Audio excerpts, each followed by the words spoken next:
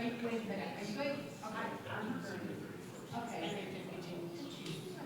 will you say national plan for baby? Yes. And then go on down, another new, or what, which area? Which is, okay. And that's 3 hours. Yeah. 40 counties, you don't have to get, then require. Once you're a guardian, you no longer require the updates. So, Warren's not a consultant. Does anybody else need continuing ed? Do you need continuing ed? Your meetings, Jerry. You're the talk side. I don't know if the pentatonics concert that was supposed to arrange tonight to come see you, Gary. I did too. One mom texted me and said, I can't come on September 22nd. I'm going to a Pink concert. I said, I will go to a Pink concert too. I would. And he's getting things worked out. Posted that. But they didn't say anything about the assumption. Okay, if I don't have your email, before you guys leave, give me your email so I can send out. I cannot do one of your It's okay. Yeah. She's just, we really have till December 31st. We've been, so everything is current. Everything stays the way it is. Some of the county, some of the Sorry. No, you're fine, you're fine. You guys usually get started pretty much on time. That way he can get back to, Columbus. Thank you for coming. Yeah. You should have stayed that night. Well, wait, I got a hotel room, but I can't. I need But I mean, someone. we're here Tuesday, right? I was here Monday and Tuesday. Yeah. You need to buy a house. Well, no, because then I'm going to be. We're both realtors. I'm in I'm in Youngstown next week, and then next county the week after that. It's about as far south as you can go. Kentucky, West Virginia, it's like. I heard. That's so cool. Okay, ready? Yeah. Okay, so next month, I can't pronounce that thing, the next factor. He's going to the Treasury Department, we're going to talk about the able account or the able account. If we know anybody that's interested in that, might want to come back. Then in September, then in October, I have Christina Hara coming, and it'll be a week later than normal. It'll be the fourth Thursday instead of third Thursday.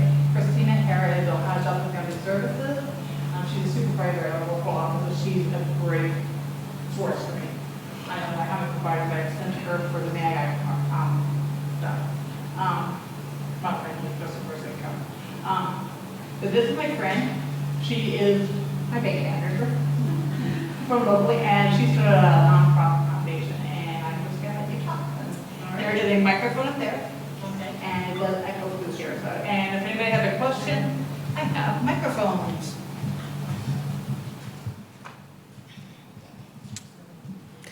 Well, first of all, I want to thank Becky for having me. This is my first public talk about our nonprofit organization that my sisters and I formed. So if I get a little emotional, please bear with me.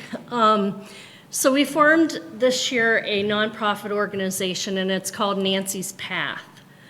In 2019, my mom was diagnosed with ALS, or Lou Gehrig's disease.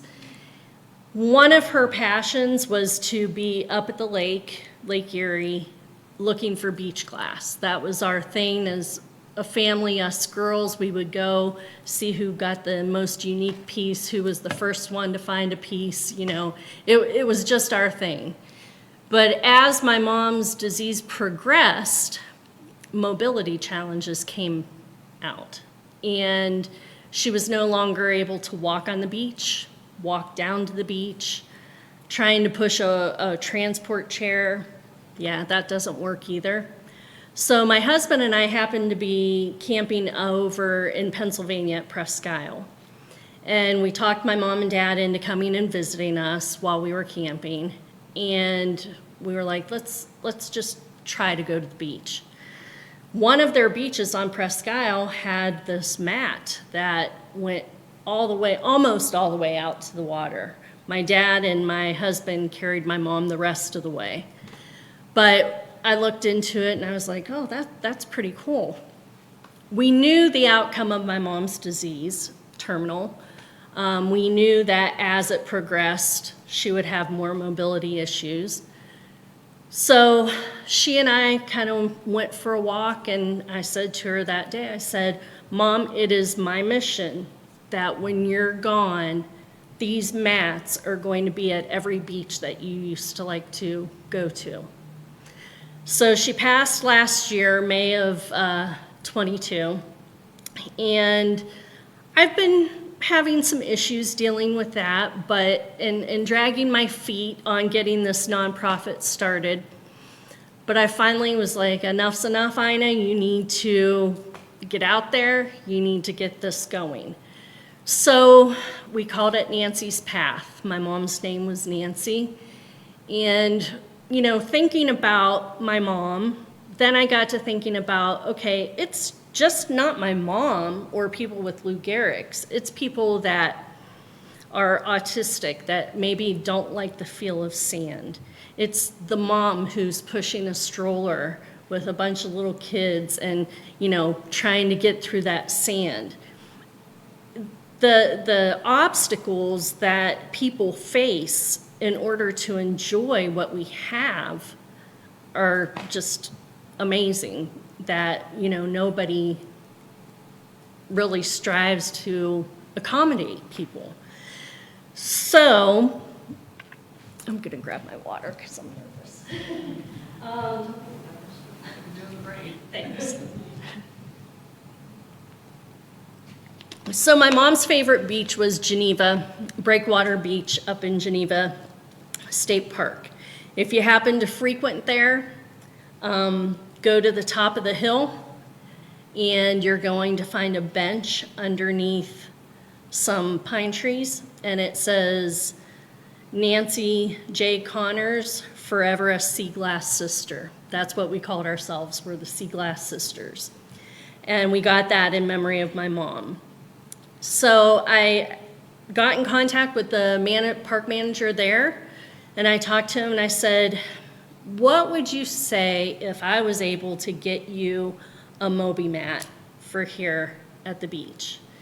And he said, I would probably jump up and down and just with excitement. He said, do you know I have someone donated to me one of the floating wheelchairs.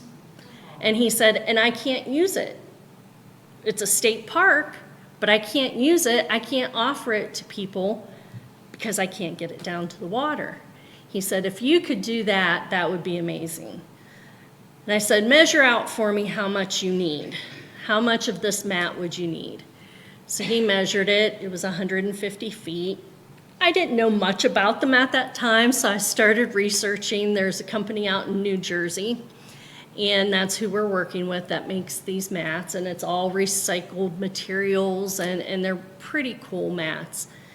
And so in order to accommodate Breakwater Beach, we had to figure out how to come up with almost $7,000. So this all kicked off, I want to say probably March. I might have told you about it, Becky. And I'm happy to say that Monday I'm mailing out a check to New Jersey, and we are purchasing that mat, and it will be installed. Our next focus is Lake Milton, because we grew up in Lake Milton, so that beach, that state park does not have accommodations for people with mobility issues. So I just wanted to get the word out there that, you know, yeah, we're just a little small town nonprofit that just started, but we're striving to do big things. What started out with just Geneva State Park, now we're going to Lake Milton State Park. We're thinking Ashtabula might be the third, so it's just going to depend on where the needs are and how far we go. I was talking to the manager today to let him know that, okay, I'm sending the check out, be ready, it's gonna be shipped to you. And I said to him, you know, Gary, you had told me that you wanted one of those wheelchairs that have the tracks on it. And he said, yeah, he said, that'd be something. And And I said, well, when you first told me, I was like, yeah, there is no way we would be able to do that. I said, but one of my good friends just said to me, Ina, you guys just did $7,000 to get that mat. Why are you saying you can't do that? Who knows what your nonprofit is going to bring? So I told him, I said, maybe someday down the road, you might get a call from me and say, hey, guess what? You're getting another delivery. So, so that's what we're about. I have left information in the back for you. We have a website, we have Facebook, we're doing local fundraising. Even if you would just share with people just to get the word out there that, you know, we are trying to make a difference and what the basis of our story is. And so come to find out, Gary has already started planning that when we install the mat, or, well, ODNR will install the mat, they will do the upkeep of it. But when it's installed, he has already said we're going to have a ceremony in memory of my mom. And he said that the mats are secured down into the sand with a huge spike. He said, picture a railroad spike, but 10 times bigger than that. And I said, okay, that's all right. And he said, one of those spikes, you pick the color. We're painting it a different color because we want everybody that walks on that mat or passes by that mat to look at it and say, why is there one spike that's a different color than all the rest? And he said, and we are going to get your story out there. We are going to get a sign or a plaque or something to show what you guys are doing. So I would just want to thank Becky again for letting me share my story. But it's not just for those in wheelchairs, it's for everyone. You know, elderly people, I mean, the list just goes on and on and on. People that you would never even think about that may have an issue with walking. Walking disability, Yeah, that's why we don't take it. yeah. It's just too hard. Oh, yeah. And my mom, she would fall, you know, once her legs were starting to give out. And then, like I said, to push one of those transport chairs, forget it. It just digs in and digs in. Yeah. Yeah. So, well, pretty soon you'll be able to take him to Geneva. Yes. And he can enjoy the water and ask for the floating wheelchair for him. He can get in the water. So, but yes. You advertise, you know, at proposed sites, your plans or anything? You know, we were going to this year, but like I said, it kind of just started. We were going to have a tent set up at Geneva this summer, but time just got away from us. We all work and have families ourselves, and trying to keep my dad in line, you know, after losing my mom. So we have talked about that. We have done some local fundraising. We were in Newton Falls at the car show and the bike show. We did some raffles. Now that we're focusing on Lake Milton, there's Halliday Winery out there. They're partnering with us, and we're going to be doing a paint and sip there and she has a whole bunch of different ideas for us. Yeah, yeah. So, and we've mailed letters out to community members. When we were focusing on Geneva, we sent a lot of letters out. We got one response, but that one response was $1,000. So, I mean, every little bit helps, and so it's exciting. It's very humbling to have people, you know, listen to our story and want to help. And I've noticed that the more people you talk to, the more people are affected by things like these. So, yes. Have you checked into any grants that are available? A friend of mine did send me some grant information. I have not had a chance yet to look at it, but that is on my list, yes. The hardest part was getting the nonprofit set up and everything. Yes, the 501c3, and I'm a little nervous about tax time. Yeah, I'm a banker. I've been a banker for years, but know nothing about taxes, so. We have not, and I probably will reach out to them, and it's not that I have anything against them, I don't. They were a good help for us. But they have a lot of their own programs that they focus on, so I don't know if they would. They do raise a lot of money. Yes. Mm-hmm, yeah. So you're very familiar, yeah, horrible. We just got back from the beach and there's something about the water. I mean, we went all out to be able to get into the ocean one last time. Mm-hmm. And it took a small army to get them to stand in the waves and be stable. But Yes. one last time. Mm-hmm, yeah. And when my mom was up at Presque Isle getting her down, and then my dad and my husband carried the wheelchair down to the water's edge, whoops, and she was able to, with a stick, dig for beach glass and find some, yeah.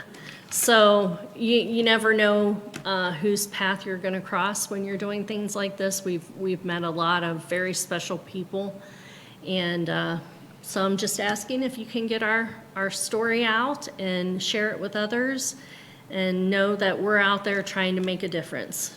So, but thank you very much. Thank you.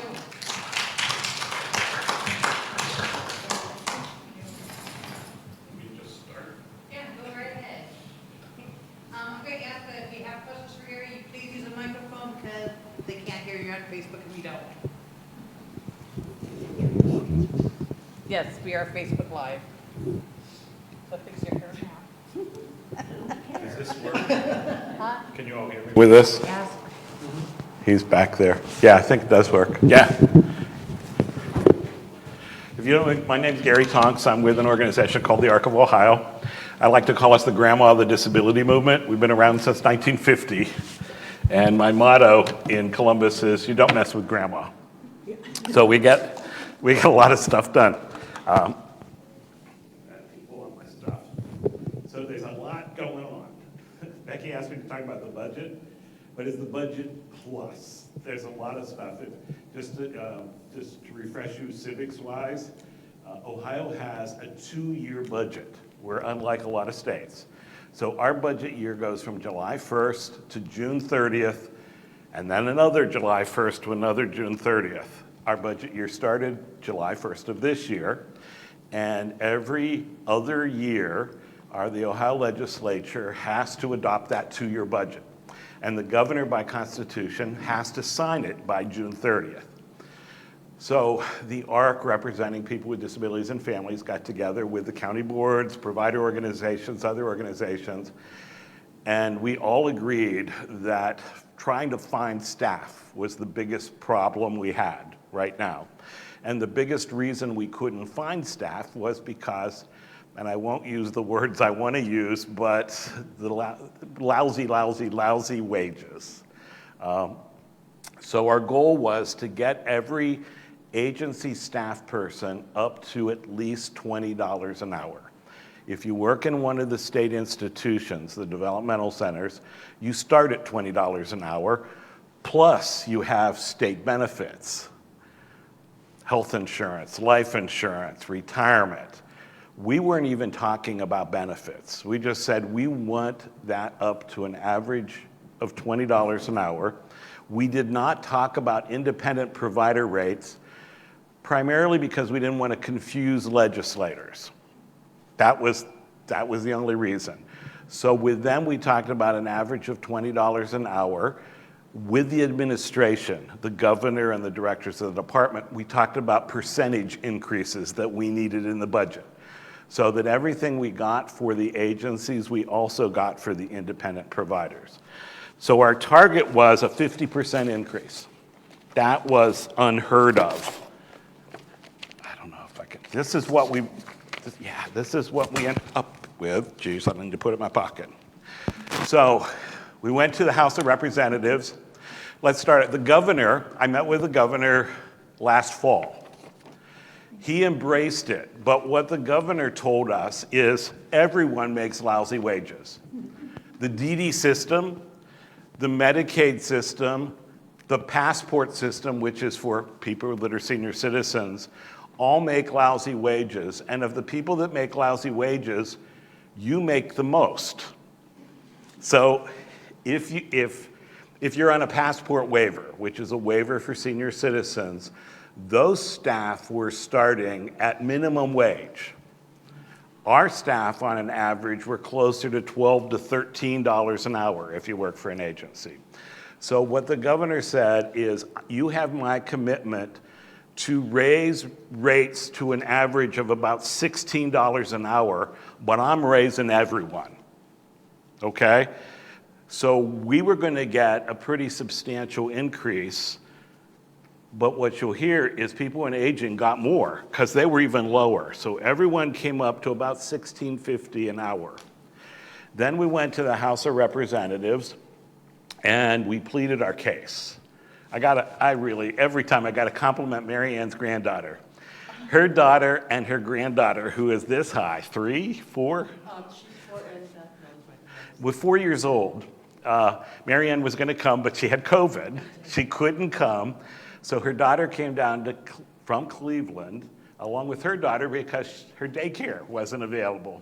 So she brought her 4-year-old daughter with her stuffed animal. And her daughter got up to speak on behalf of her brother, who has a disability. And her daughter, who is 4, saw a microphone. And she did what 4-year-old little girls do. But she put her stuffed animal up, and she testified through her stuffed animal.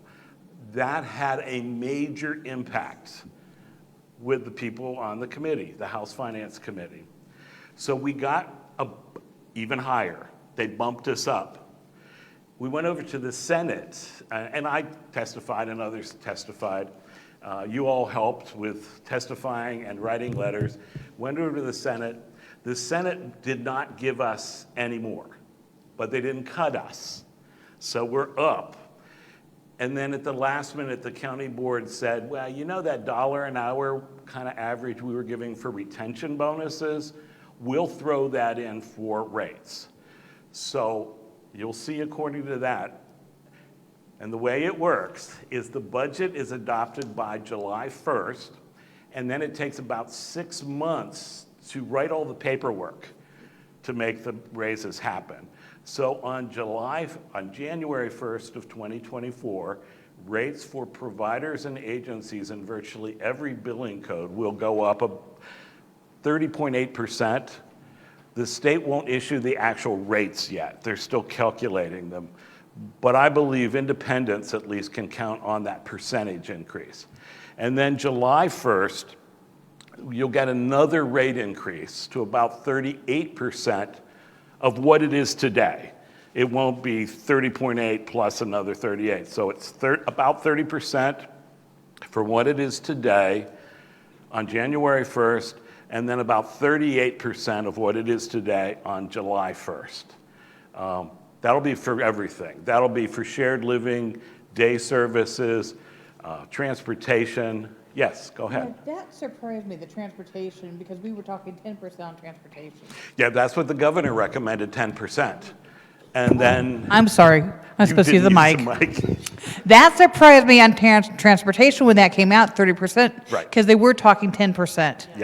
Yeah, so we think, and then you'll see on the second page, nurses are getting an increase as well, and theirs are gonna go up even higher, not higher. Theirs are gonna go up about 32%, but the nurses are our highest paid people in the system. Granted, if they went to a hospital, they'd be making 100 plus an hour, you know, but yes, go ahead. How do we make sure the rates are going down for the agency workers? Okay. That they're actually making? Okay, so Beth wants to know, how do we make sure that the agency staff are getting their raises? So independent providers will automatically get those percentage increases. I want to make sure that all the independents know, because you know, sometimes money's there, but if you don't bill correctly, it doesn't always. So part of what I'm doing is going out and say, hey, don't forget, in January. What we did, and the ARC sided with the county boards on this, because the last time we got an increase, which was only like 3%, we did a study and found that the larger the agency, the less likely it was that the staff got the raise. So the administration agreed that there will be a mandatory survey of agencies, that if you're an agency and you want to keep your certification, you've got to tell us what you did with the money. They don't have to give it all in a raise. If they get 38% and they decide, well, I want to offer benefits, or I want to get more time off, or it will be up to the agency, but they're going to have to show in a survey that becomes public information, and we vowed to embarrass those agencies that don't pass it on. We'll make it very public, because we know the independents will get it. So that's why, and it was the strength of the ARC along with the County Board Association that got that in, yes. So when those surveys are done, Yes. how will providers that work for these agencies get access to those surveys to see? That's still being negotiated. When it's public information, Right. yes. So will they have to go through the sunshine law? No, because we're going to make it public in some other way, whether it's, so right now, if you do one, and the search engine for a provider on the department's website is terrible, but yeah. it does say, if you click on that provider, it does tell you what their certification was like and the reviews they had. So it'll at least be on there if it's not on something else. We'll make sure that it is public, and you don't have to go searching for it. But we'll know pretty fast. I don't think people can expect the raise on January 1st, because it has to be, service has to be provided, you have to bill for it. But I would expect that most people will see these in their pocket by the 1st of February. Putting 1 day behind is what the major. Yeah. So the other thing that's happened is some agencies who had the cash flow already gave the raise. So some people may not see it because their agency, a lot of the faith-based organizations had some money in the bank, and they gave the raises already. So if you got a raise, we're hoping to get the average rate to $17, $18 an hour. Right now, the average is $12, $13. You know, I keep telling people, what union gets a 38% raise for its staff? So it's historic. It's not where we need to be, so the work's not done. We've already started meeting again for the next biennium to go back and say, okay, we're at 18, but White Castle, you don't have White Castles here. Burger King is paying 21, you know? We're still not competitive. So that's the budget part. It was enacted, the governor signed it, but it takes 6 months to get it all the paperwork done. Yeah, I'm trying to figure out how to turn the mic on. I do that all the time. I just yell. Hey, don't you think the best people to report against the agencies would be the DSPs? Yes. Too, if they know they're Yes. supposed to be getting a raise? Yes. So all the independent providers get our emails.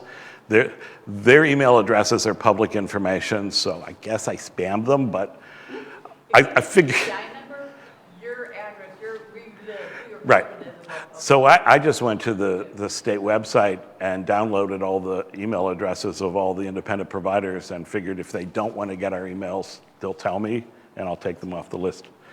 I didn't commit a felony or anything, did I? But I figured they'll tell me. Can I make? Yes. Well, I have to think about anyway, you can hear me. Is that working, Matt? This is a little bit of an aside, Gary, and I don't want to get sidetracked, but is there any way we could maybe push for independent providers for the state to make the process easier? I can't tell you how many good people I've lost because they don't want to go through that. Maybe they can give monthly or twice, whatever, different counties a class where you can just get them on there. I've lost a lot of potentials. What they're trying to redo it. So the way the system works is the Department of Medicaid, the Ohio Department of Medicaid, supervises all human services departments. Any federal money that comes for human services flows through the Department of Medicaid to aging, mental health, DD, Job and Family Services. But to date, if you wanted to be an independent provider for a DD, you apply through Department of Developmental Disabilities. If you want to do it through Senior Citizens, it's aging. What they're trying to create is one portal for everyone.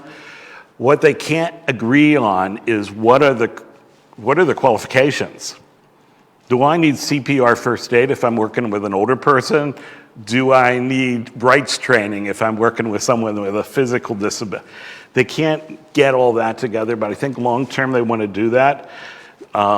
There is a lot of tension because we tend to, believe it or not, we tend to be ahead of other departments in how we do things and how we fund things. I was telling Tatiana that it used to be that I could go into the Department of DD and look over and yell at them and say, hey, get this done. So many of the state employees are now working remotely. They're not there. So it's physically challenging to do that. It's in this, what's called the certification rule, and then the people that process that. Yeah, but that's ongoing, yes. So today I had a question or a comment on one of my groups, and I didn't think you could do it, and they said you could do it under the appendix K, which I know is ending in December. A Medicaid person could take care of a DODD person and vice versa. Yeah, sort of, but it didn't really work out that way. Okay, and that they were trying to make the process easier. If you were certified for one, you would automatically be certified for the That's other? kind of what I was trying to describe. Yeah. To have one portal, but they can't agree on, it's called deeming. Yeah, something with the paychecks or something? Yeah. So I have a master's in special education. I do rights training, but to be a DSP, I still have to have rights training, even though I do it and have a master's in special ed.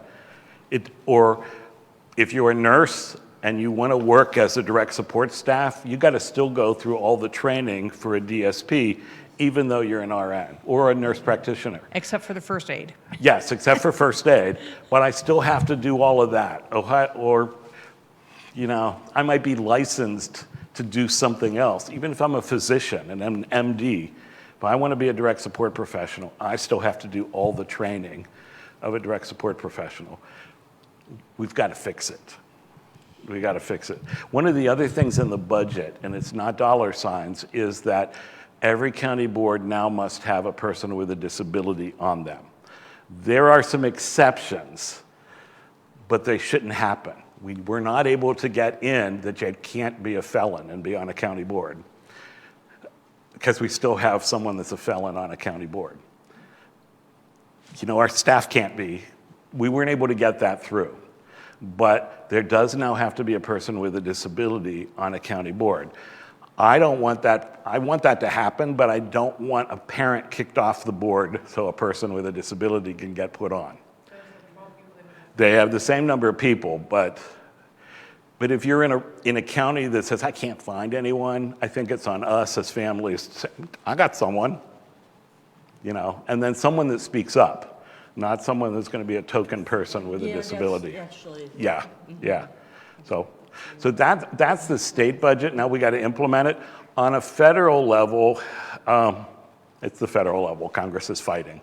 I do want to let you know that Senator Brown, our senator, is introducing a piece of legislation next month to raise the cap that you can have on SSI and still get SSI. California just eliminated their cap on SSI. Right now, you can't have more than $2,000.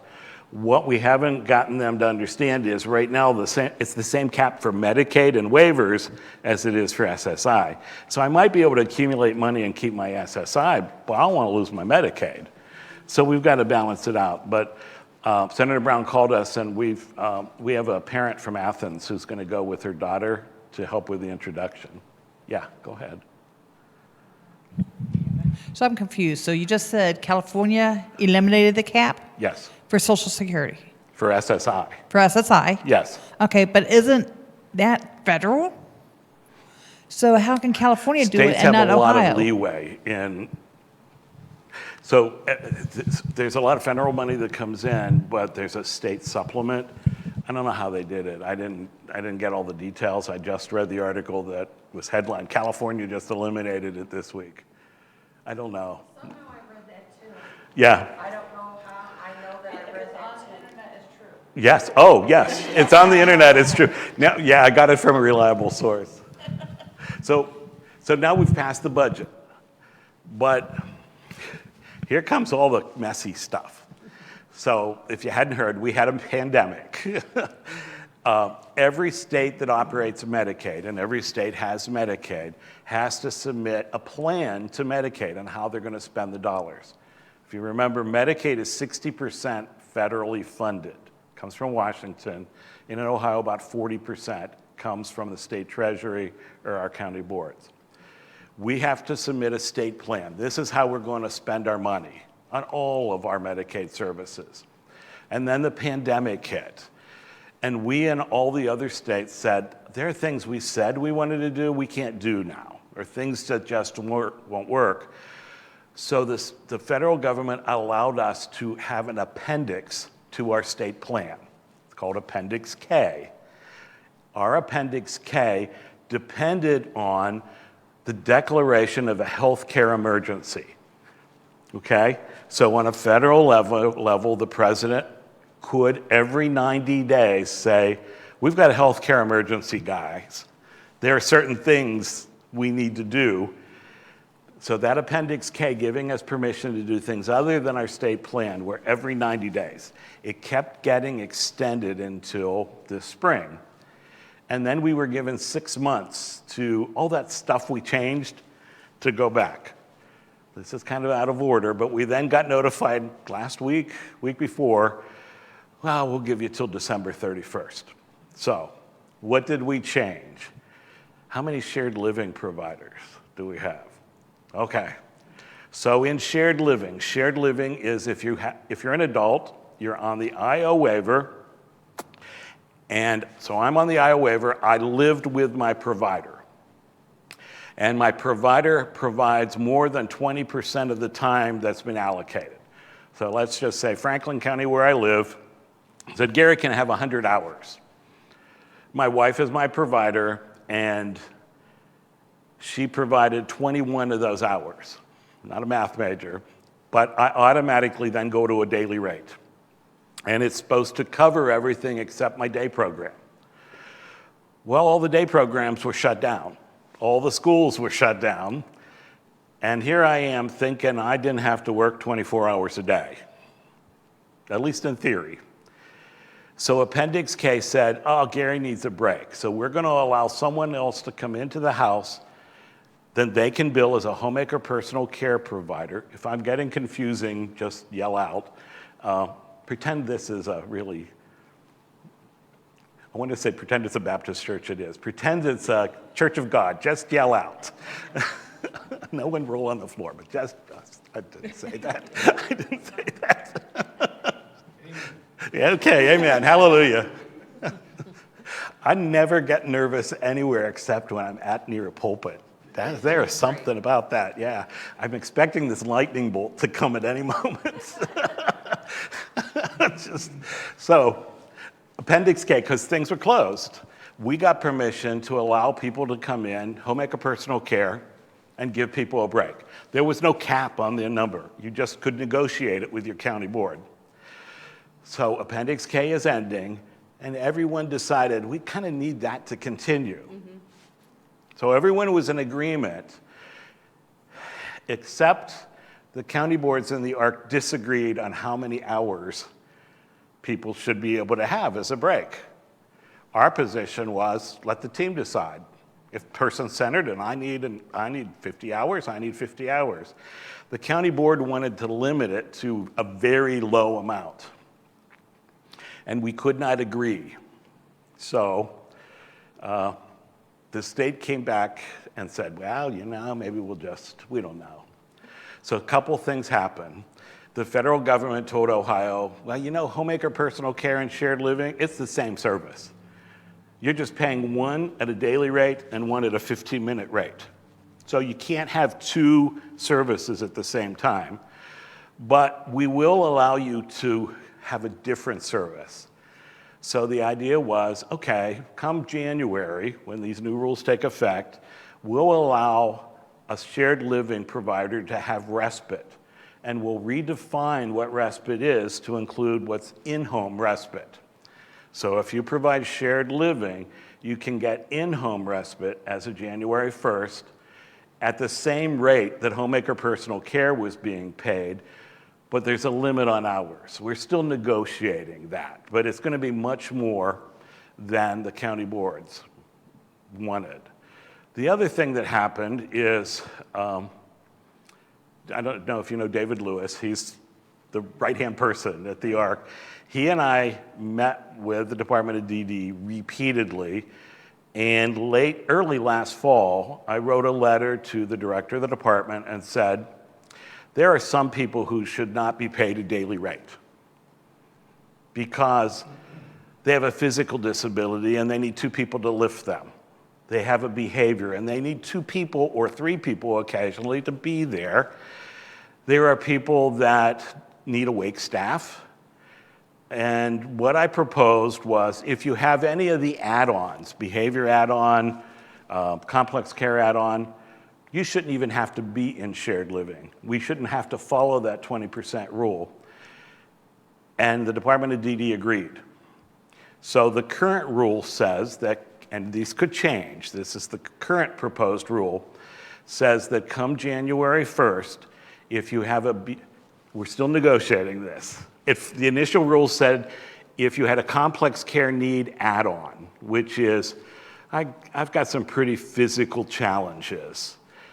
It's a box they check on the developmental disability profile. It's at my provider's option as to whether I stay shared living or I go 100% homemaker personal care. The original and what I recommended was if I have a behavior add-on, which I need 2 people, that I don't have to go to a daily rate. Some people opposed that and said, you got to have a medical add-on and a behavioral add-on. We've been pushing, and we think it'll go back to just a behavior add-on. Yes? Do they have to be a 2-to-1 on the behavior add-on, or can it be 1-to-1, or just the behavior add-on? Just the behavior add-on, or if I need 2-on-1. So it's both. If they didn't check the box on behavior add-on, but they authorized 2-on-1, they should have checked the box, but they didn't. It's either way. Or if I need a wake staff at night, I can go to 100% HPC. If I'm homemaker personal care and my budget allows, the county can authorize more than 1 homemaker personal care provider at a time. Okay. Yeah, go ahead. You just said I need a wake staff at night. She needs a wake staff at night. Yes. Because she's on a BiPAP machine to make Yes. sure that she's on. I've been contemplating shared living, but I can't be awake at night. Yeah. So how does that work?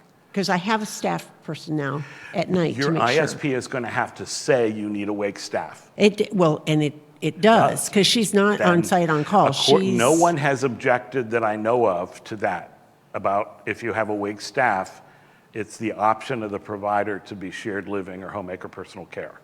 So I could be shared living and still have the staff come. No, you would not be shared living. You would be all homemaker personal care. But I would bill for the hours. Yeah. Until so she went to you got to bed. keep in mind, shared living and homemaker personal care are billing codes. It's also a way of living, but according to the state, they're billing codes. So if I need a wake staff, I don't have to bill at a daily rate. I bill it's every 15 minutes. Mm-hmm. Yeah.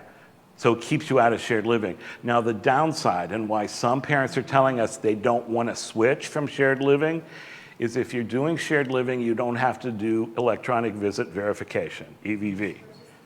Yes. So, yeah, I've got a couple parents in Stark County that I met with the other night. So it's worth it for me not to go to homemaker personal care because I don't want that little gadget in my house. It's an electronic time clock, basically.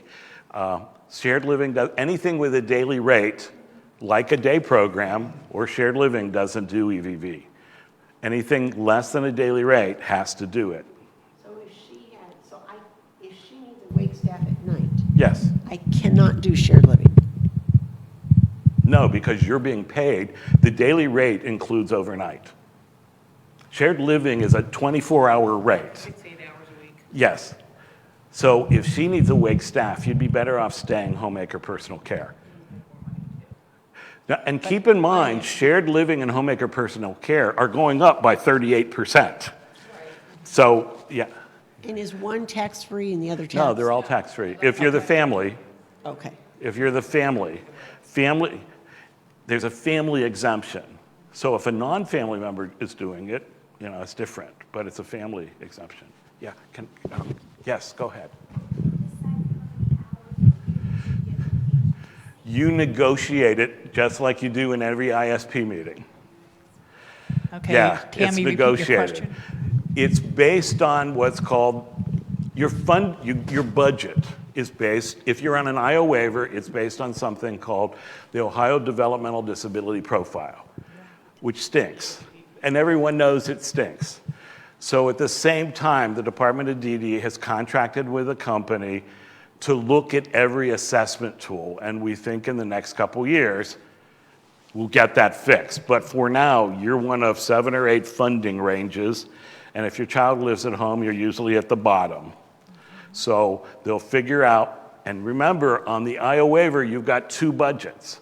You've got a budget for home and in the community, and then you've got a budget for adult day services. I don't want to confuse you, but the long-term goal is to make one budget for the IO waiver with a valid instrument, and then you decide if you want to go to a day program or not. You know, it's so, okay, I confused you.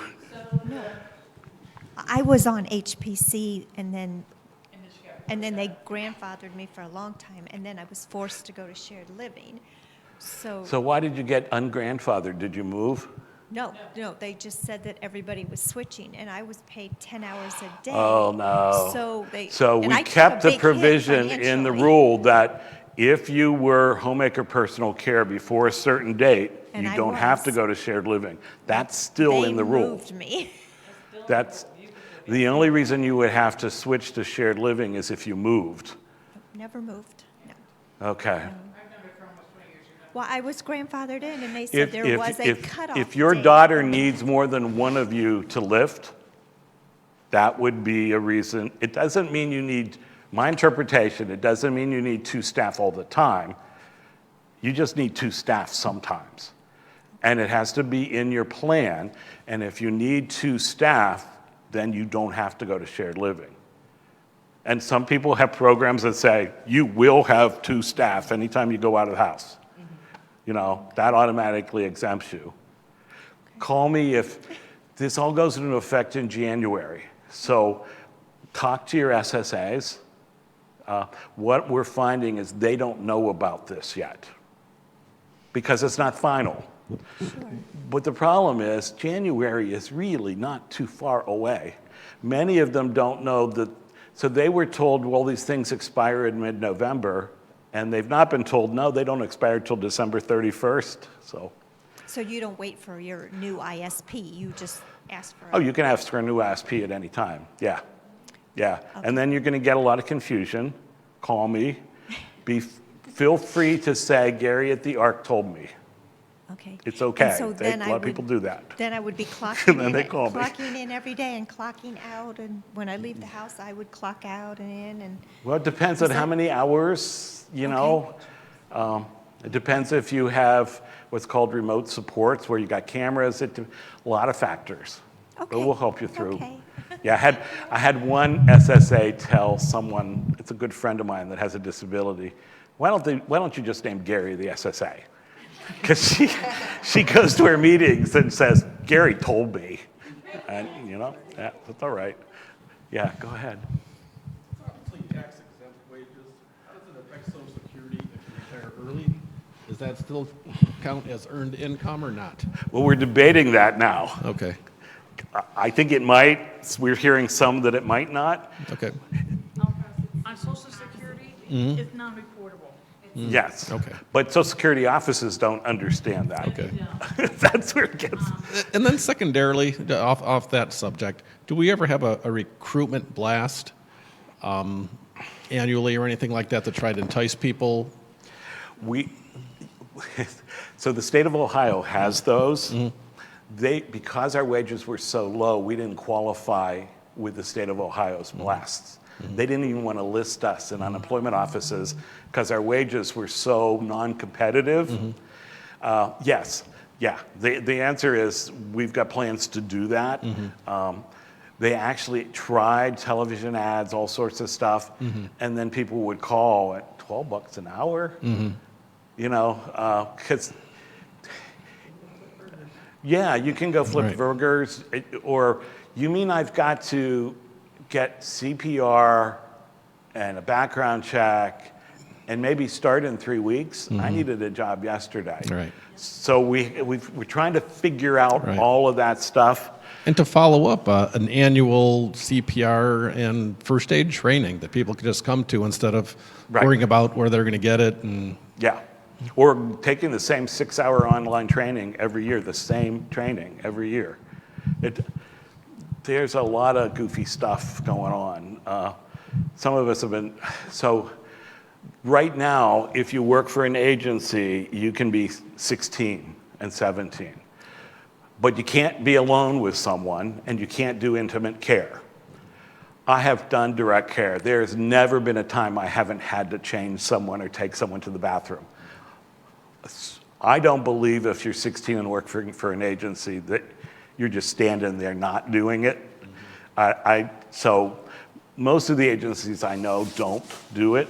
You can't work alone and you can't do intimate care. Well, what are you doing? So you have to be at least 18. But even for a college student, why would I go to the trouble of becoming an independent provider if I can't really start till August? You know, and I needed the job in June. That's the problem, that's how I lost my person. Yeah, over and over again. Good people. I just, you know, I don't know. Why aren't we recruiting at the universities like right here in Portage County for Kent State, like the special education? Yeah. I've recruited so many know. providers, independent providers, and I've lost so many because of the issues with recertification, things like that. I grew up with a cousin with a disability, but I do what I do because I was dating a girl that invited me to a youth ARC dance the week I turned 18. You know, it just, and we had youth movements that it wasn't about the money, it was about, hey, this is really a lot of fun. I recommend, we have a program called Best Buddies that matches college-age kids to people with disabilities to go have fun. I've not been successful in saying, hey, did you know you could get paid for that? You know, there's one here on campus. It's called Best Buddies. And it's an offshoot of Special Olympics. There's just so much we haven't tried.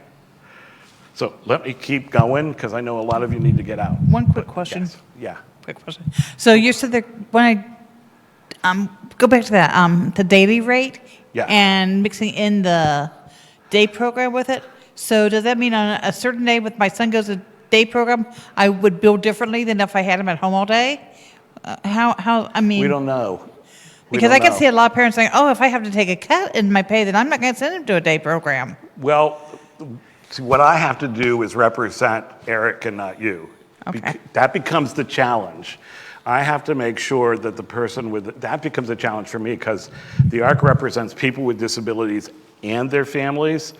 So our position is there should be one budget, and the fact that the parent, so I don't want the ARC to be the provider representative. Is that making sense?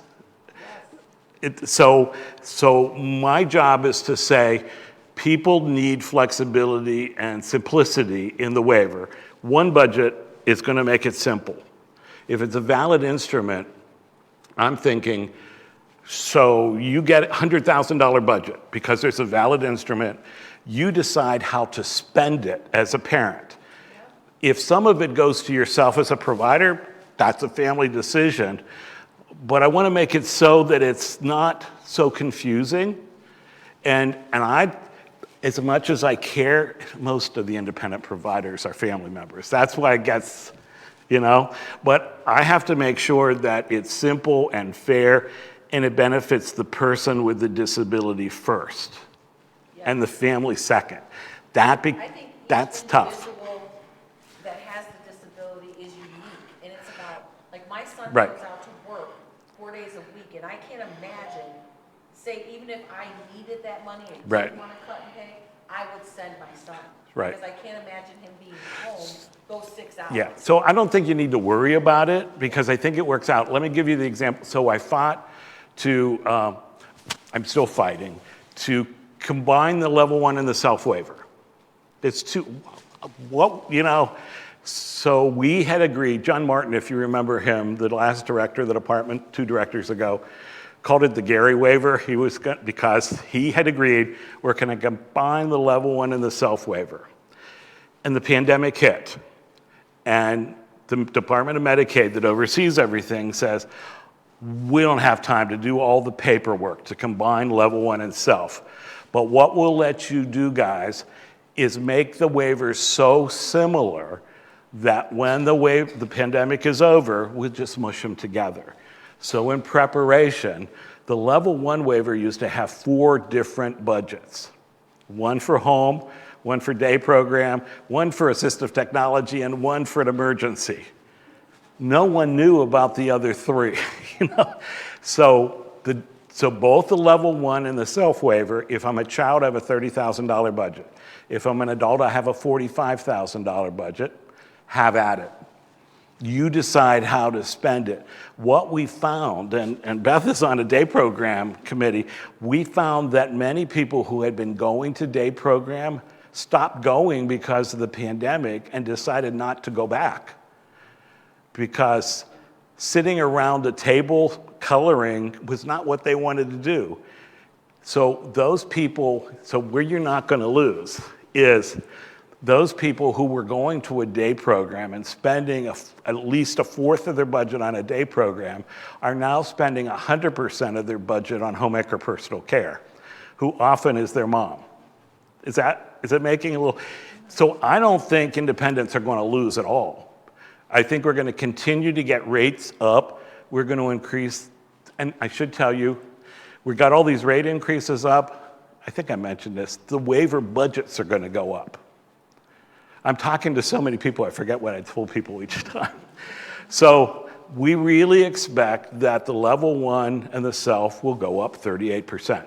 We expect the funding ranges for the IO waivers to go up by 38%. But the state's not prepared to issue that yet. But I got 40,000, but everyone got a 38% raise, that means I get less, So it's going to be more flexible, and it is going to be, it is what it is, So go ahead. I had a good question. I don't know if this is. Yeah, and I didn't mean to offend you. But I think. Becky, are you okay? I didn't mean to. No, I'm fine, I'm just fine. I Oh, got questions coming. okay. And if I need to ask anything that you have. Okay, let's let Mary Ann talk, and then we'll get to. Quick question. I'm wondering if the question that this family was asking is, if you don't have a behavior add-on, but for some reason you need awake staff at night, okay? But if they're the only providers, no one can stay up 24/7, okay? So would they have to bring someone else in? Mm-hmm. Okay, that's in order to qualify. Yeah. And we have somebody, and right now, I'm not an independent provider, I'm not shared living. I'm trying to decide whether I want to deal with all the complexities and the changes. And Yeah, so- and they change. They'll change again. It's a constant change. What is there, will there be, the shared living is a daily rate. Right. Homemaker personal care is billed every 15 minutes. But what would be, practically, what would be the difference for say, It's the same service. One's billed daily, one billed every 15 minutes. but the amount that I would be getting would be, You'd have to figure it out based on the funding range. So homemaker personal care is X. right, Let's say it's $20 an hour. It's more than that if you're independent. The daily rate is based on your funding range that is determined by this developmental disability profile. okay. So if I'm on a level 1 or a level 2, it's a little over $100 a day. By January, if I'm at the top level, it will exceed $200 a day. But it depends on that assessment So tool. if I'm, in helping me make my decision, who do I ask? My SSA? You're supposed to, but you're welcome to call me. Okay. It's, yeah, on shared living, it's an automatic.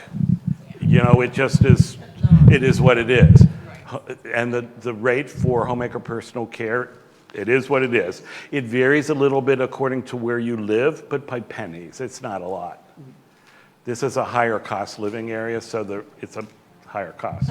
Can you reiterate for the people on Facebook that EVV is only for the HBC people? Right. Not for OSL? Yeah, EVV That is was a bunch of the only questions. for people paid. It might be easier to say, you don't have to do EVV if you bill a daily rate. Everyone else has to do EVV. So day programs and shared living are a daily rate. And it makes sense. How do I clock in and clock out if I get paid for 24 hours? If I get paid for less than 24 hours, I got to clock in and clock out. But yes, yeah. You said something earlier that made me think, when you said about being, doing the tax exempt. Right. And, a family has up to, I don't know if I heard you right, or like a certain amount. Is that when they live with you? Because my daughter did a lot of my son's care when he was living with me. Now he's separate than me. Yes. And he has separate care coming in, including me, my daughter, If and someone's someone else. living with you, yeah. If your family member's living with you. But Okay, does that person need to be living there, or my daughter lives separately? yeah, she has to live there too. Okay, in order to be tax exempt? Yes. That was my question. Right, and I always say, I'm not a tax person. We can show you what it says in the tax code, and you take it to the person that does your taxes. So when they live separate, like you can bill, like when all this goes in effect, say in January, and they live separate, even though I'm the mom or she's the sister, you're not tax exempt because they have a separate Right. place? Yes, Okay. that's true. And it goes by your voting registration. Right. So the way the way it practically works And is mail. if you work for an agency as a homemaker personal care provider, that agency is going to take out taxes. And then you reverse that when you do your taxes. If you're shared living, that's almost always on a contract basis. You get a 1099 and no taxes are ever taken out. The caution is taxes include workers' compensation, unemployment, and Social Security. If you're not paying those three, you don't get those three. It goes back to this. If I don't pay into Social Security, I don't get Social Security when I retire. Right. So there is a downside to everything. Oh, yes. Yes. So, I mean, I've worked in this field long enough to know that I'm going to get hurt. I have been hurt. And if I didn't have workers' comp, I wouldn't be standing here today, because there have been times I have a bad back because no one told me, you don't lift a guy that way, you know? When I first started out, transportation was really bad. Part of my job as a 21-year-old was to transport an older teenage girl in a body cast to school every day. Well, yeah, no one told me how to lift her, and this was before I'd lay her in the back seat, strap her in as best I could in a 1970s car that didn't have a whole lot, and oh, nothing. No, and she was a big girl. Believe it or not, I weighed 145 pounds at one point, and I'm lifting someone in a body cast. Those old-fashioned body casts. If I didn't have workers' comp, because it acts up every once in a while. When I'm making the bed, that's why I don't make the bed. So when the HBC, when this changes, say, on 124, Yeah. 7/1, Yeah. whatever, 24, when this changes, say my son could continue to be in his own place and have this kind of help Right. come in, and he came back home with me, Yeah. then the rules have changed. Yes. Depends on where he and you both live. Okay. Yeah. Yeah. So I it. didn't do his care before this, I worked outside of the Oh, house. okay. Because but it's a question I get asked all the time. A lot of parents buy duplexes, and they're here and their kids here. That's not tax exempt Right, because you have two different addresses. yeah. You know. Oh, I know. Yeah. Or even if you're in a condo and they're in the condo next, that's not where. Yeah.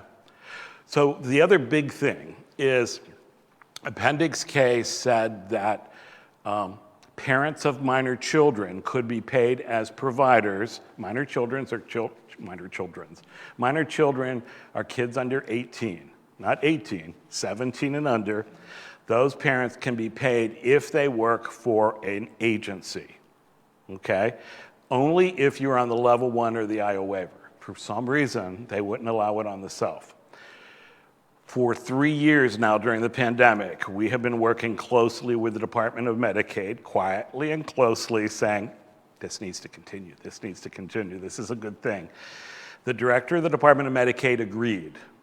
Medicaid oversees all of Human Services, and she said, it's such a good idea, we want to expand it to senior citizens and everyone on waivers, and everyone getting state plan services, which is what you buy with your Medicaid card.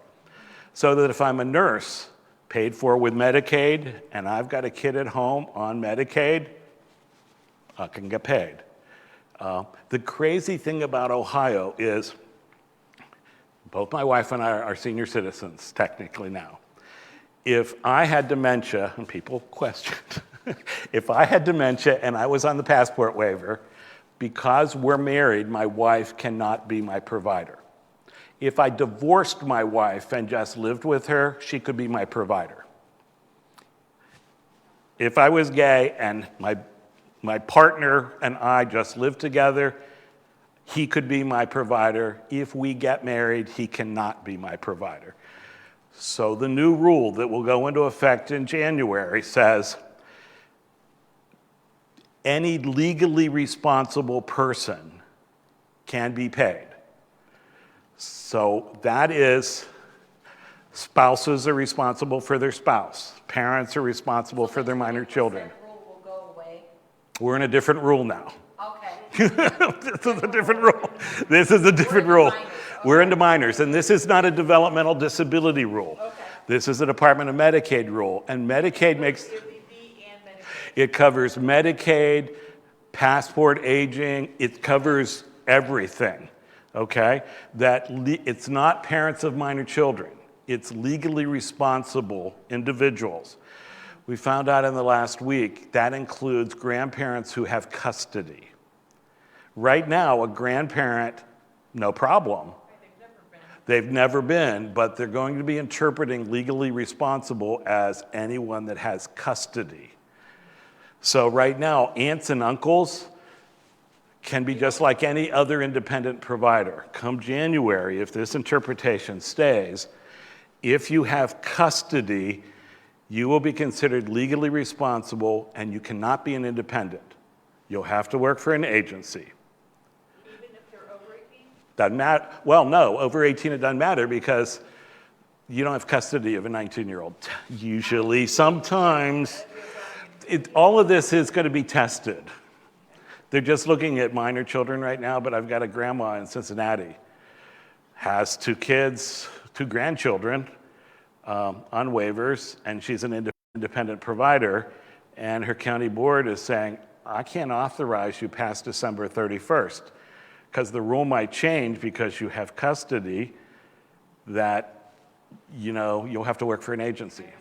They're going to have to go through the courts? Well, yeah, that's the next step. So come January, in our field, it's primarily, we don't have many people with developmental disabilities that are married where the husband would have to do this. But in the developmental disability field, it will be primarily parents of minor children. They can be paid, and it's on level 1, self and IO. They can be paid as a provider, but they cannot work more than 40 hours. So if there's mom and dad in the house together, they can't work more than 40 hours, and they have to work for an agency. But they can do it. And what I keep stressing to people is these are little steps sometimes. We've made some big steps in the last 6 months, but just because it is this on January 1 doesn't mean it has to be that way on July 1. Yeah. Are they still going to do that to shared living, that if you don't want to do the daily rate and you have to do 20%, less than 20% both parents? I mean, or, you know what I mean? I know, yeah. So right now, yeah, thank you, Beth. can tell you work in a classroom. So the residential respite I mentioned, we're going to go back to shared living now. If you need a break, you'll be able to get residential respite. The provider cannot be someone else that lives in the house. It has to be someone that lives outside the house. It can't be your college kid that can take it over for you. That lives- Not if they live with you, no. And the 20% rule will be both parents, like, Yeah, but you'll be exempted. The 20% rule does not apply anymore if you have a behavior or you need 2 staff. do you think that they're Yeah. going to try to really shove people off of the add-ons that even really need it, you know, just so? I know that there are people that should have a behavior add-on that don't because it doesn't apply now. You don't get additional money if you're shared living. So some SSAs, not to be evil, it doesn't apply, so why should I bother? So what I'm asking parents to do is look at your developmental disability profile. If your child has behaviors, make sure they check the box, they have behaviors. If they need 2 staff, make sure your ISP says they need 2 staff. So where I said on this, the parents of minor children can be paid, or legally responsible people can be paid, only if they meet the guidelines of the assessment I just passed out. What the Department of Medicaid did is they wrote a rule saying, we're going to allow legally responsible people to be paid, but what they're trying to do is separate out what a spouse should be doing if your wife or husband is typical, or what a parent of a minor children is legally responsible to do. So check it out. You have to score 3 on this in 3 different areas to be eligible. So the younger you are, the less likely your parent will be allowed to provide services, because the younger you are, the more your parent has to do.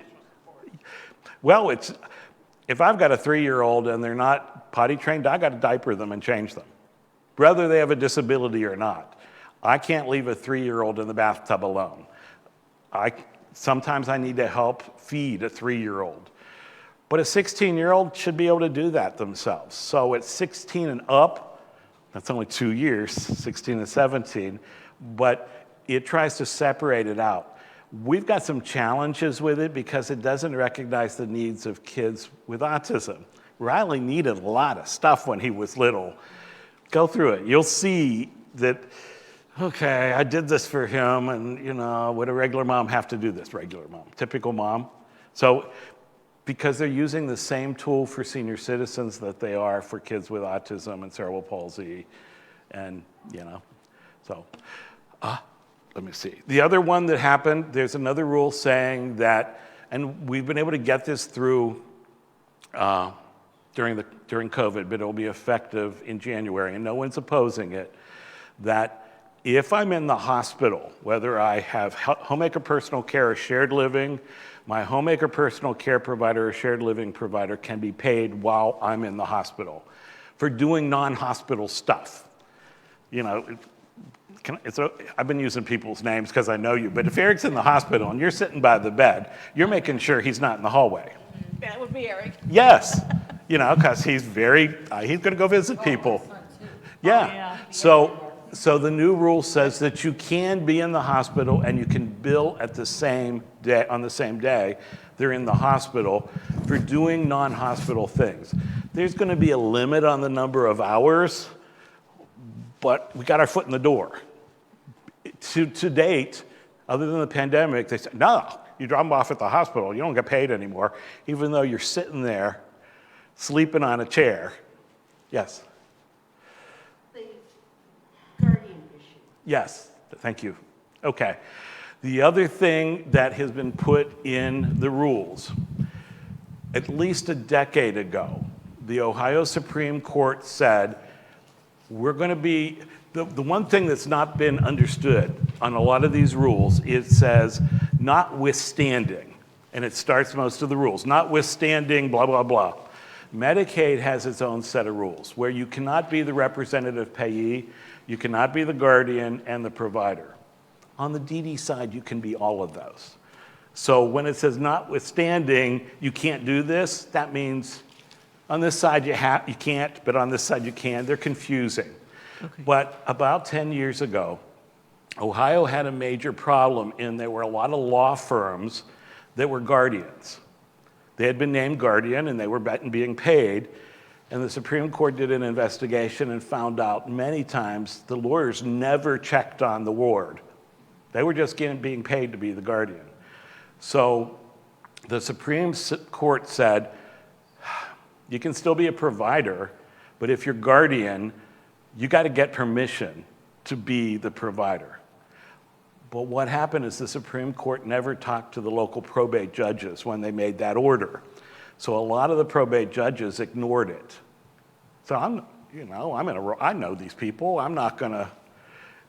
So what they did is they wrote a rule that will become effective January 1 that says, on the deedy side of the house, you can still be guardian and provider, but you've got to have written permission from the judge. Okay. Whether you're shared living, You're getting independent paid. provider, agency. Doesn't matter. If Doesn't you're matter. getting paid, you got to get permission from the judge. Okay. Summit County's the only one we have that ever gives us any problems. Yeah. Does it cover both you and your husband? I forget how we wrote. Whoever is listed. It really only applies to whomever is getting paid. Some counties, like this county, Becky, didn't they say he wasn't going to worry so much about it? Say what? About being getting written documentation to be guardian? I haven't heard anything. Okay. I'm just telling parents, go ahead and get it done, because someday someone will ask for it. Some reviewer. It depends on the count. Most counties will written documentation means your judge signed something that said. There are some counties that are making people go through hearings. I know. Most don't do that. Most just the judge, Becky's a good lady. I know her, she can do it. I know Muskingum County knew nothing about it until a provider friend of mine walked in and said, I had this paper I filled out. I don't even know whether that's turned Well, on.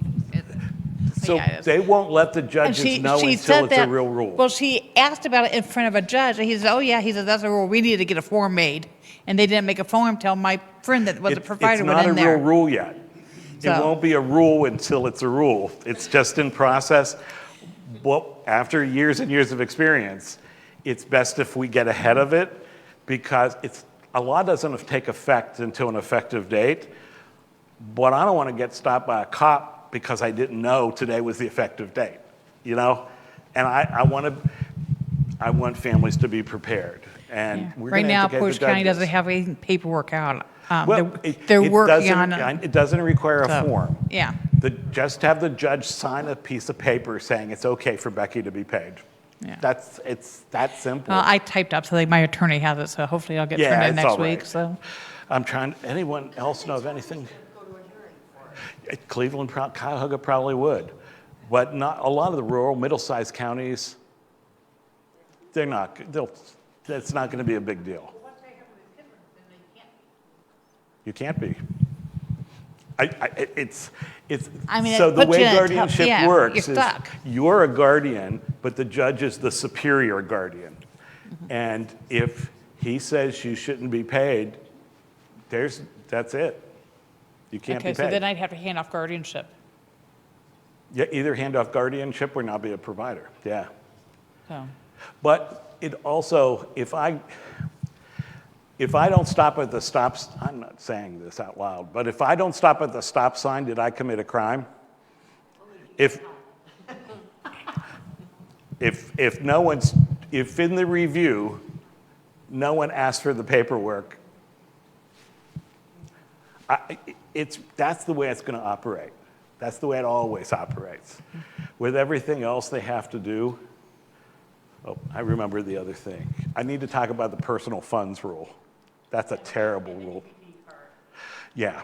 So there has been a rule forever that providers are supposed to account for the money that they spend. Like, until last year, no one really did too much about that. They did in group homes. But if you lived at home with your parents and mom was the representative payee for SSI and the provider, which is allowable, it was only up to Social Security to check. Social Security then issued a statement saying, we all trust you. You got to have it if we ask for it, but reality is we're not going to ask for it. So the Department of DD decided last year to enforce the rule that had been the rule for a very long time, that providers, and what I have to encourage, this is a hard sell, but if you're a parent and a provider, in the eyes of the state, you are a provider first and a parent second. And you have to abide by every rule every other provider has to abide by, whether you're a parent or not. They recognize you love your kid, but they're paying you. So you got to do it. So if mom is the payee, it has mom's name for Joe Smith, and she's spending the money on behalf of her son, she has to account for it on a ledger. The ledger can be your bank statement. I pay all my bills electronically. The ledger can be your checkbook. It has to be balanced every month. I don't balance my checkbook. The bank does it. So the rule says it has to be reconciled every month. That could mean keep a tally of what your bank statement says every month. But what I encourage parents to do is you should have a room and board contract with your adult son or daughter, and so they're getting $800 a month. You should be charging your son or daughter $600 a month to live in your house. Take the $600 out, $600 room and board. The rest of the $200 is usually going to be spending money at the workshop. So every once in a while, I'll put spending money $10, spending money $10, spending money $10. The other thing the rule says is if your ISP says you don't need to keep receipts, you don't need to keep receipts. You have to have the ledger, but you don't have to have receipts, okay? But they've also interpreted this rule to say if you get food stamps, what's it called, an EBT? An EBT card? That's considered like cash. And so the best way to do that is if you go to the grocery store to use your food stamps, keep the receipt and staple it to the ledger. It itemizes it. You can go online and set up an account using the EBT card and get a printout for the EBT card. It won't say what you bought, but it will tell you how much. Right. But they've also interpreted if it's January and your kid got a lot of gift cards for Christmas, gift cards are considered cash, and you have to say, $50 gift card from grandma on Christmas, this is how we spent it. Unless you put it in a stable. You can do that, but you have to say you put it in a stable account. It's not a mistrust of parents, it's a mistrust of providers who happen to be parents. And it's just a safeguard. They want to make sure that you're not buying, if your son doesn't smoke and you use the gift card to buy cigarettes, they want, it's all tax dollars. It's just because it's tax dollars paying for it. Yes? So that holds if you are a parent provider and the designated payee, not just a parent provider that's not the designated payee. Okay, yeah, I think, so what a lot of parents are doing, if there's a traditional mom and dad, and mom's the provider, have dad be the payee. That's what. Have dad be the payee and give mom just spending money. I'm giving Mary Ann $20 they're going to the fair, she needs $20, she's not gonna get receipts, and we have on tape that the department said, we're not gonna fuss over an ice cream cone. Well, we keep receipts for You the know. most part, that I just get to. And they knew they were being taped, I didn't. Yeah, so they don't want it to, people are getting really concerned about it. You should have a ledger anyway. You should keep track of how money is spent, whether it's yours or your kids. The county boards have said they're not gonna mess with it too much because they've got too many things to check on, but someone's gonna ask, so it's best to have it. Anything else? There's so much. Yes. Can I go back to the appendix case? Yes.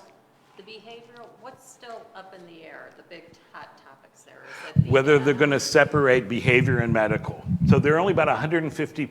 So the latest draft of this says to be exempted from shared living because of behavior, you also have to have a medical add-on. That's only about 150 people in the whole state. The original was just behavior. And we've been meeting with department people on the side for a long time, and I think they're going to just make it behavior. yeah, the county boards on? I don't know. They haven't admitted to that, Is there so. another big meeting coming up? Yes. Yeah. So it's the other, some of you are coming to our conference on the 22nd. The people that are responsible for writing the rules are going to be speaking. So the way the rules work is the department drafts all of these rules, Medicaid, and then we comment, and then they redraft them. And then they send them out, and we comment again, and then they send them out, and if there's not a lot of noise, they have to go over to the State House. And there's a committee at the State House called the Joint Committee on Agency Rule Review. They don't vote it up or down, but if they don't like it, and if they don't like it, that's because too many people showed up at the hearing, they send it back to the department to have it rewritten. And no one wants to, because it's at the State House, they don't want any controversy. So the department doesn't want anything sent back. But I really think this administration is going to look at family comments more than anyone else. They have been doing that. I don't ever want to be Republican or Democrat. I've never seen a governor so interested in raising rates. He's a moderate Republican. He really, if he had not bumped us up initially, we would not have gotten the 38%. He bumped it up to an average of $16 an hour, and he allowed his director of the Department of DD to testify that she was paying her own staff in developmental centers $20 an hour. That would not have happened in previous administration. They played it very well. He wasn't going overboard with his 16, and he allowed his department heads don't say anything the governor doesn't want them to say. He allowed her to testify on that. I knew parents of minors were going to be able to be paid a year and a half ago, but they weren't allowed to say anything until the governor said it was okay. He had to bless it, and then it was okay. You have to understand, you guys have a lot of clout. You'll let us know what you need. I will do that. I don't want to go to JCAR because that delays it. We have to get this done by December 31st or it all stops and we got to restart it again. So just,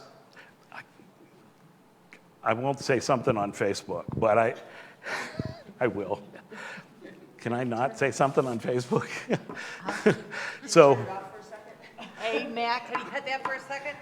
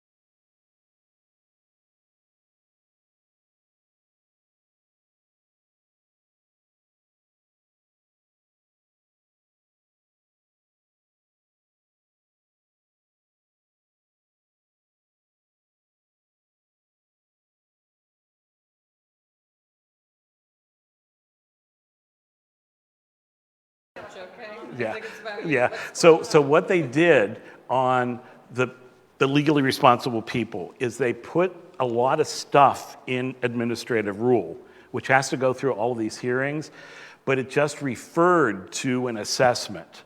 It didn't name the assessment. She kept the assessment tool out of the rule so that if it needs modified later, she doesn't have to go through public comment.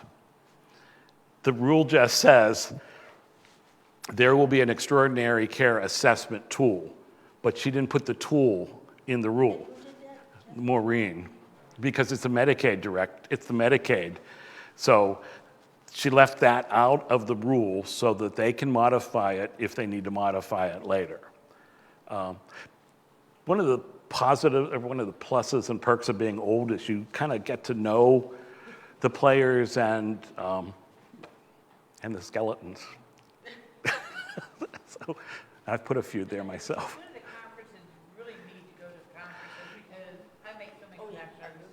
It really helps. If you can come to the September 22nd, if $29 is too much, check the box that says scholarship.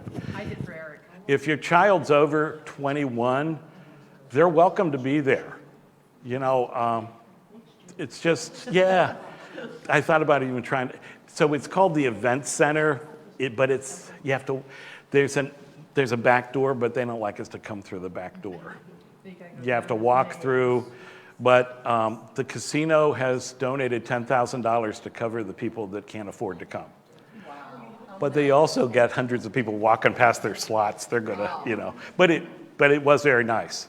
And it's one of the largest ballrooms in Columbus, and food's really good. I'm staying halfway down.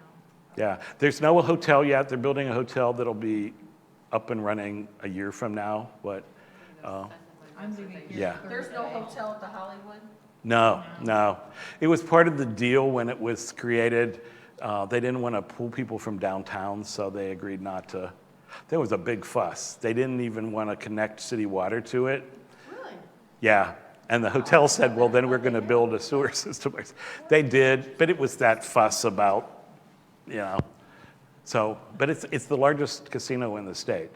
A couple Facebook comments was Tuscarawas County says they don't want to hear about the guardianship rule, they don't want to do anything, they don't want to know anything, so. Well, when it's the Tuscarawas County Board that's going to have to monitor it, so if they don't, And somebody says, they're wanting you to Zoom the meeting, and I know you guys don't have equipment. it's just, there could be 500 people in the room, Yeah. and we don't have the technology. Yeah. They said they're willing to pay extra just to get a Zoom number. It's just you don't get the same sense. You don't. One of the reasons I like to do these statewide conferences is you meet the people that make the decisions. And I know Kim accepts phone calls. She calls people.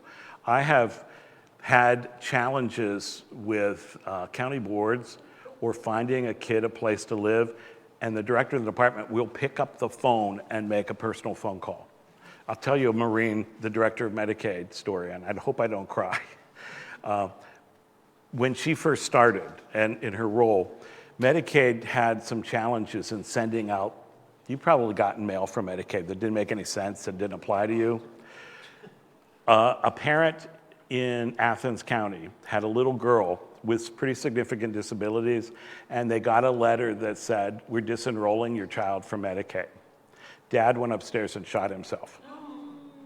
Maureen personally made sure that she got back on Medicaid. You know, I called her and she said, but he thought, she's not going to qualify for Medicaid because I make too much money. So while his wife is diapering her downstairs, he went upstairs and shot himself. And he didn't realize his wife made too much money too. So the director of the Department of Medicaid personally intervened and got her back on Medicaid. And she stayed on Medicaid until this year, and then we got the county board to give her a waiver so she could stay on Medicaid. But that's what these ladies are like. They are phenomenal. I've been doing this, it's my 49th year. They are phenomenal. They care, yeah. If it was my connection to Nyota, Mm-hmm, my son would not have this tracker. yeah. Because Mike County was stonewalling me every step of the way. And now I got his phone and she called my Right, county right. and said, this is ridiculous. You need a track. Yeah, so two of the people that are going to be explaining the rules are, well, she's going to be in the afternoon, but her boss is going to be there in the morning explaining so there's a guy named Jesse Wyatt from Medicaid who's in charge of Medicaid long-term care. So that's the stuff you get on the Medicaid side, or if you're on the home care waiver, he'll be there to help explain legally responsible and all that. And then Alan, you probably never met him, he's relatively new, and Alan Showwater is in charge of Medicaid on the DD side. Those two guys are in charge of the rules. Nyoka works for Alan, and she'll be in the afternoon, along with a company called GT Independence. Yeah, are they going to go away? No. Okay, so self-waiver will always still have a bill for them? Well, there are ways around it, but yeah, there has to be, if you're getting something called participant-directed services, those are, pardon me? The area of aging? No, it's not. They do have a service, but it's not GT Independence over there. So if you have participant-directed services are a new service, they're not in the IO waiver yet.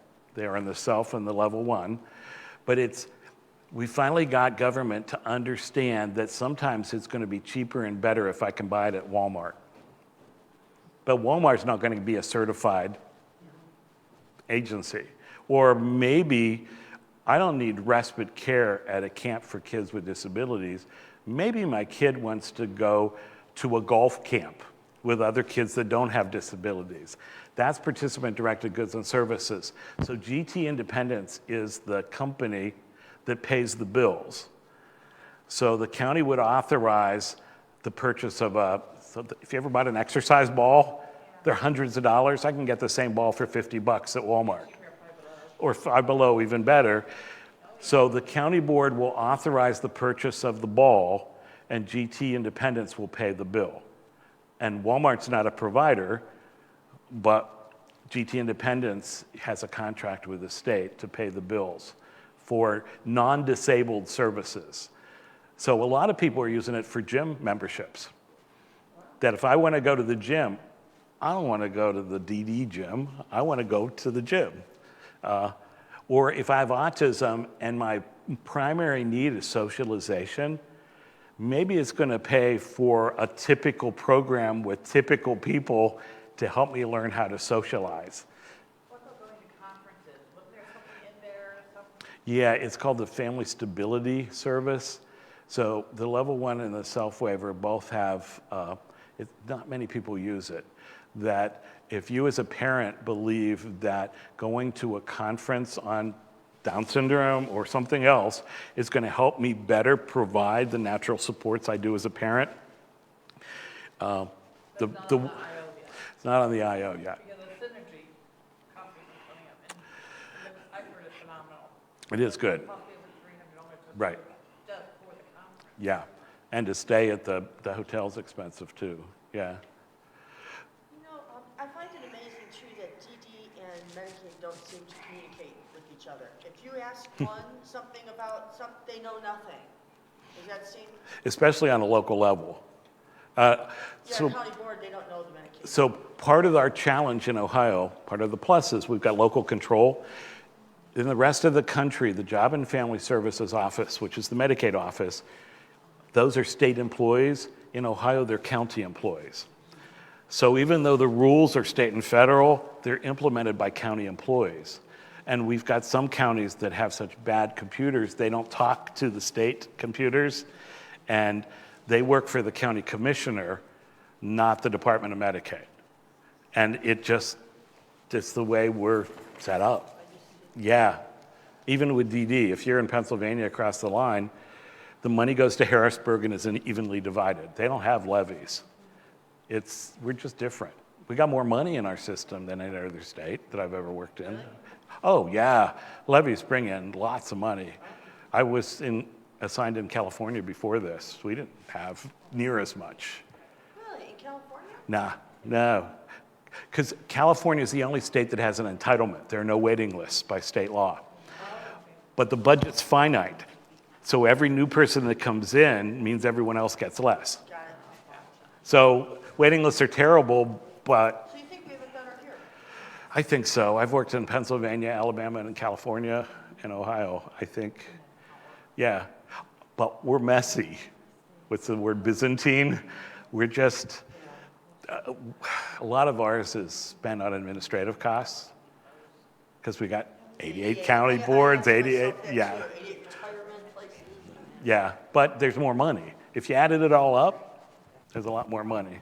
And if you can get in the door, it's just getting in the door. Thank you all.